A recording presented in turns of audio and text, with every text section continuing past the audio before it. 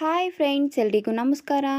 ನಾನು ಈ ದಿನ ಮಧ್ಯಾಹ್ನ ಊಟಕ್ಕೆ ಅಥವಾ ರಾತ್ರಿ ಊಟಕ್ಕೆ ಒಂದೊಳ್ಳೆ ಸಾಂಬಾರು ರೆಸಿಪಿನ ನಿಮಗೆ ತಿಳಿಸ್ಕೊಡ್ತಾ ಇದ್ದೀನಿ. ಈ ಸಾಂಬಾರು ಬಿಸಿ ಮುದ್ದೆ ಜೊತೆ, ಬಿಸಿ ಅನ್ನದ ಜೊತೆ ತುಂಬಾ ರುಚಿಯಾಗಿರುತ್ತೆ. ಈ ವಿಡಿಯೋನ ಎಲ್ಲೂ ಸ್ಕಿಪ್ ಮಾಡದೆ ಕೊನೆವರೆಗೂ ನೋಡಿ. ಹಾಗಾದರೆ ಬನ್ನಿ, ತುಂಬಾ ರುಚಿಯಾಗಿರುವಂಥ ಮಸ್ಸಪ್ಪು ಸಾಂಬಾರನ್ನ ಯಾವ ರೀತಿ ಮಾಡೋದು ಅಂತ ನೋಡೋಣ. ಸ್ಟವ್ ಮೇಲೆ ಕುಕ್ಕರ್ ಇಟ್ಕೊಂಡಿದ್ದೀನಿ. ಕುಕ್ಕರ್ಗೆ ನಾನು ಸೊಪ್ಪನ್ನು ತೊಗೊಂಡಿದ್ದೀನಿ. ದಂಟಿನ ಸೊಪ್ಪು, ಪಾಲಕ್ ಸೊಪ್ಪು, ಮೆಂತ್ಯ ಸೊಪ್ಪನ್ನು ಎಲ್ಲ ಕ್ಲೀನ್ ಮಾಡಿಬಿಟ್ಟು ಸಣ್ಣದಾಗಿ ಕಟ್ ಮಾಡಿ ನೀರಲ್ಲಿ ಒಂದು 2ರಿಂದ 3 ಸರಿ ಚೆನ್ನಾಗಿ ತೊಳೆದಿದ್ದೀನಿ. ಈ ತೊಳೆದಿರೋ ಅಂಥ ಸೊಪ್ಪನ್ನು ನಾನು ಕುಕ್ಕರ್ಗೆ ಸೇರಿಸ್ಕೊತಾ ಇದ್ದೀನಿ.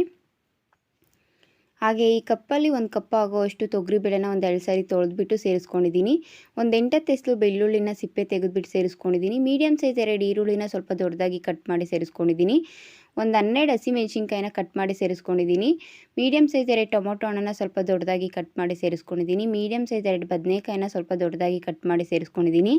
ಒಂದು ಅರ್ಧ ಕಪ್ ಆಗೋವಷ್ಟು ಹಸಿ ತೆಂಗಿನಕಾಯಿ ತುರಿ, ಹಾಗೆ ಒಂದು ಗೋಲಿ ಗಾತ್ರದಷ್ಟು ಹುಣಸೆಹಣ್ಣನ್ನು ನೀರಲ್ಲಿ ಚೆನ್ನಾಗಿ ತೊಳೆದ್ಬಿಟ್ಟು ನೆನೆಸಿಟ್ಕೊಂಡಿದ್ದೆ. ಆ ಹುಣಸೆಹಣ್ಣಿನ ರಸನ ಸೇರಿಸ್ಕೊಂಡಿದ್ದೀನಿ.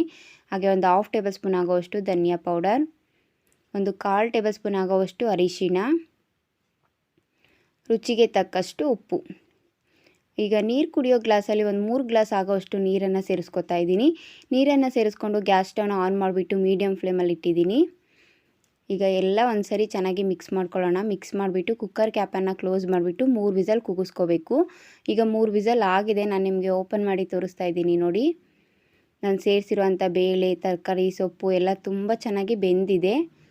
ಈಗ ನಾನು ಒಂದು ಜಾಲದ ಸಹಾಯದಿಂದ ಅದರಲ್ಲಿರೋ ತಿಳಿಕಟ್ಟು ಬೇರೆ ಮತ್ತು ಬೇಳೆ ಸೊಪ್ಪು ಬೇರೆ ಬೇರೆ ಬೇರೆ ಮಾಡ್ಕೋತಾ ಇದ್ದೀನಿ. ಈ ರೀತಿ ಮಾಡ್ಕೊಳ್ಳೋದ್ರಿಂದ ಮ್ಯಾಶ್ ಮಾಡ್ಕೊಳ್ಳೋದಕ್ಕೆ ಈಸಿ ಆಗುತ್ತೆ. ಈಗ ನೋಡಿ, ನಾನೀಗ ಮ್ಯಾಶ್ ಮಾಡ್ಕೋತಾ ಇದ್ದೀನಿ.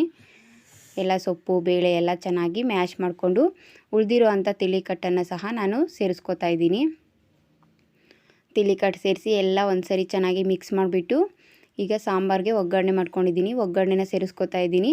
ಸ್ವಲ್ಪ ಎಣ್ಣೆ, ಸ್ವಲ್ಪ ಸಾಸಿವೆ, ಒಂದು 8-10 ಎಸಳು ಕರಿಬೇವು, 2 ಬ್ಯಾಡಗಿ ಮೆಣಸಿನ್ಕಾಯಿ ಕಟ್ ಮಾಡಿ ಸೇರಿಸ್ಕೊಂಡು ಒಗ್ಗರಣೆ ಮಾಡಿ ಇಟ್ಕೊಂಡಿದ್ದೆ. ಒಗ್ಗರಣೆನ ಸೇರಿಸ್ಬಿಟ್ಟು ಎಲ್ಲ ಒಂದು ಸರಿ ಚೆನ್ನಾಗಿ ಮಿಕ್ಸ್ ಮಾಡ್ಕೊಂಡಿದ್ದೀನಿ. ನೋಡಿದ್ರಲ್ವ, ಮಸ್ಸಪ್ಪು ಸಾಂಬಾರು ರೆಡಿಯಾಗಿದೆ.